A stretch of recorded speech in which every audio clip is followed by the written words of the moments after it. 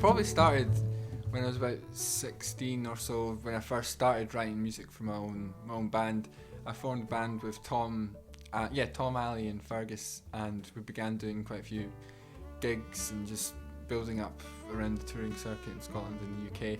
And I gradually began to write more and more music, and about a year or two ago I kind of thought I was ready to do an album, and I spent a lot of time thinking about what would be the themes, what music would I compose, what material would I use that I've already got. So yeah, it was a few years, I suppose, of having this goal of an album, and eventually we got some funding from the Peter Whittingham Award and also some generous crowdfunders, and we were able to record it last March, just before the lockdown.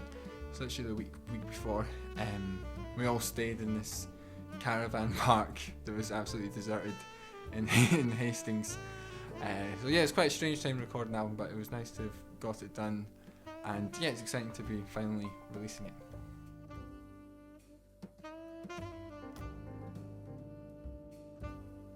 So I began playing the saxophone around the age of 11. It was towards the end of high school. No, not high school, primary school. And I wasn't 11 at the end of high school. And there was a letter that went round offering clarinet, saxophone, or violin lessons, I think. And I didn't actually know what a saxophone was, but I think the name kind of sounded quite exotic to me or something, or exciting. So I put my name down for a saxophone, and I got an audition that tested your musical aptitude or whatever. And it turned out, I got offered saxophone lessons, and it was really, really exciting for me at the time. My mum says, she remembers that apparently I ran home with this letter, and she'd never seen me so excited.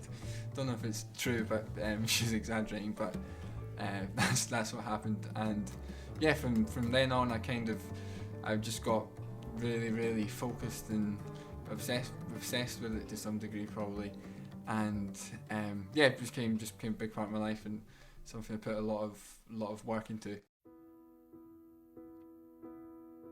I first got into jazz when I was a few years after I started playing saxophone, when I started getting lessons with Alan Bovison, who's a fantastic saxophone player, and I remember he gave me this disc. He burnt a disc of tracks with Charlie Parker, Michael Brecker, Dexter Gordon, people like that, and sent it to me. And I remember him saying, come back next week and let me know what music you like. And I think I listened to it, and then nothing really captured me maybe, but a few months later I heard his own band, Brass Jaw, and I remember this is kind of a first memory of hearing Conrad Wisniewski's solo, and I think it was Drive My Car or something. It was just like this 30-second pentatonic based bluesy solo, but it just really got me, and I think I transcribed it and learnt it, and I think it was the emotion and the expressiveness of jazz that drew me in, and that's still what draws me in today. And I feel very fortunate to have appeared at Edinburgh Jazz Festival a few times. My first gig I think was when I was 17 or so, and I was Edinburgh are so good at supporting young musicians, and getting the chance to play and develop from a young age has been great. I think my favourite gig at Edinburgh Jazz Festival was with the Mark Hendry Orchestra. He was commissioned to write this big piece it was like loads of strings and jazz musicians, so it was a mix of classical and jazz musicians, and it was just his writing was amazing, and it was a real buzz about the place, and it was a lovely gig to be a part of. My mum did the album artwork actually. I think album artwork is incredibly important to reflecting the music. It's kind of, you shouldn't really judge music by how it looks, but I think people subconsciously do, and I kind of wanted the music and kind of the sense of nature and vastness and a journey and something kind of unique and personal to come across in the music, and I wanted that to come across in the artwork, and I think my mum did amazing. I'm probably biased, but I think my mum did an amazing job of putting that across. I think it's something really visually unique and eye-catching, and I think putting the two together, I think it visually reflects the music really well. Well, I guess living in Scotland, like the music of our country is Scottish traditional music, so I guess I've always been around that in some sort of way. So I think it's always naturally coming to the music I've been beginning to write. And studying the saxophone is it's an instrument associated with jazz. So I had that background of when I got into the saxophone, jazz was kind of the focus for quite a while, and then gradually I began to listen to a lot of be aware of this folk influence coming into my music. And then after people started to kind of notice it, I thought, I should probably start studying and listening to this music a bit more. So I got I still am, it's an ongoing process, but getting much deeper into folk music.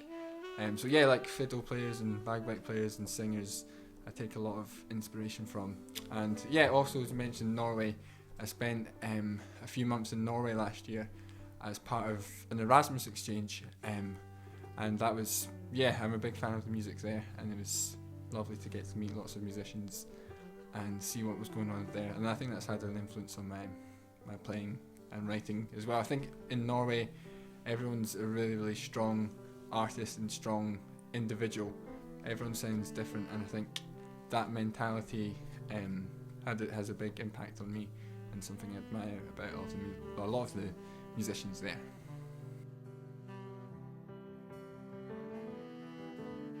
Tom, Fergus and Ali are some of the musicians I've worked with the most, and from a young age.